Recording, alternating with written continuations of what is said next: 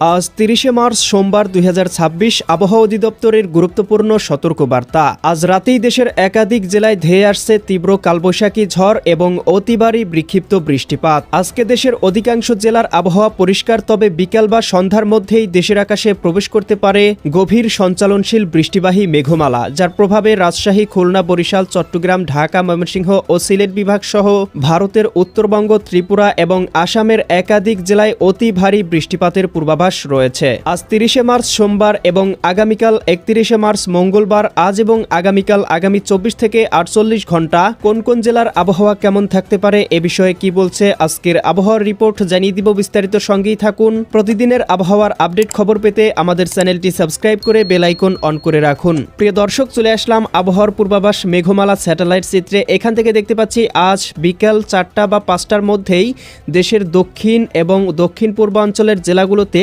বিক্ষিপ্ত পরিসরে বৃষ্টিপাতের সম্ভাবনা রয়েছে।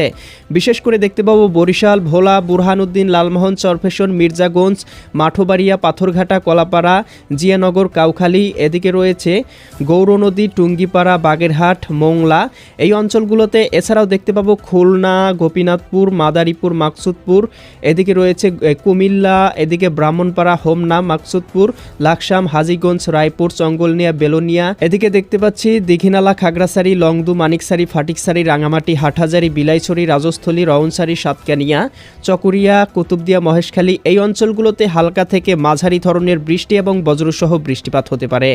রাতের মধ্যেই দেখতে পাবো এদিকে খুলনা, যশোর, সাতক্ষীরা, বাগেরহাট, ঝিনাইদহ, মাগুরা, নড়াইল, কুষ্টিয়া, চুয়াডাঙ্গা, মেহেরপুর জেলাগুলোতে হালকা থেকে মাঝারি ধরনের বৃষ্টি হতে পারে।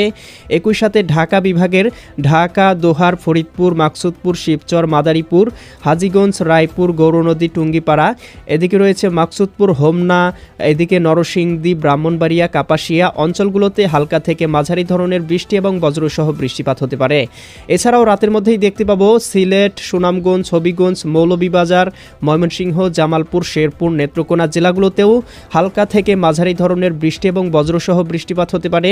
আগামীকাল ৩১শে মার্চ মঙ্গলবার দেখতে পাবো সকালের দিকে সিলেট, এদিকে জকিগঞ্জ, জয়ন্তীপুর, চারখাই, চতকবাজার, এদিকে রয়েছে বড়লেখা, বালাগঞ্জ, কুলাউড়া, মৌলভীবাজার, কামালগঞ্জ, বানিয়াচং, হবিগঞ্জ, এদিকে জগন্নাথপুর, সিলেট, এদিকে বিশ্বম্ভরপুর, নেত্রকোনা, ফুলপুর, এদিকে রয়েছে ময়মনসিংহ, ত্রিশাল, ভালুকা, কেন্দুয়া, নলিতাবাড়ি, বাহাদুরবাদ অঞ্চলগুলোতে হালকা থেকে মাঝারি ধরনের বৃষ্টিপাত হতে পারে সকালের দিকে। এছাড়াও দেখতে পাবো দুপুরের দিকে দেশের আবহাওয়া আংশিক মেঘলা থাকতে পারে। রাজশাহী, সিরাজগঞ্জ, বগুড়া, পাবনা, নাটোর, নওগাঁ, চাঁপাইনবাবগঞ্জ, জয়পুরহাট, রংপুর, গাইবান্ধা, কুড়িগ্রাম, নীলফামারী, লালমনিরহাট, দিনাজপুর, ঠাকুরগাঁও, পঞ্চগড় এই জেলাগুলো।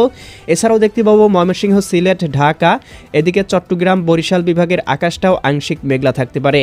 আগামীকাল বিকেলের মধ্যে আবারও দেখতে পাবো দেশের দক্ষিণ এবং দক্ষিণ পূর্বাঞ্চলের জেলাগুলোতে বৃষ্টিপাতের সম্ভাবনা তৈরি করতে পারে।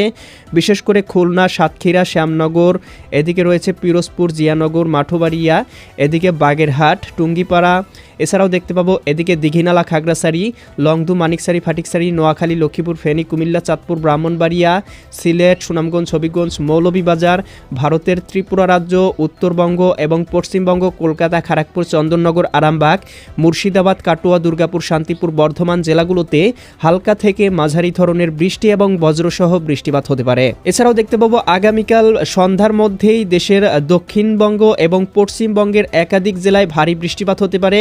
কলকাতা, খড়গপুর, চন্দননগর, আরামবাগ, মুর্শিদাবাদ, কাটোয়া, দুর্গাপুর, শান্তিপুর, বর্ধমান এই জেলাগুলোতে কোথাও কোথাও সর্বোচ্চ পরিসরে 20 থেকে 30 মিলিমিটার বৃষ্টিপাত হতে পারে।